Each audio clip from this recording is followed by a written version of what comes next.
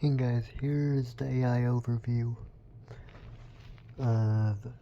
for what could possibly cause an engine to shake based on the mass airflow sensor.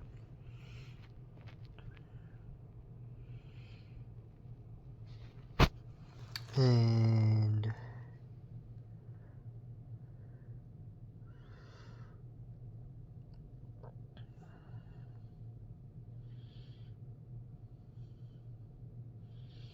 or could it be the dirty fuel injector.